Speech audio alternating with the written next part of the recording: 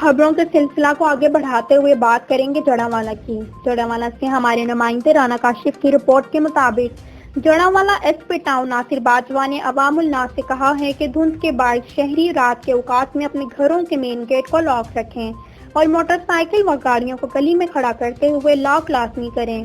اکثر گاڑیاں مالکان کی غفلت اور لاپرواہی کے باعث لاک نہ کرنے پر موٹر سائیکلیں چوری ہو جاتی ہیں۔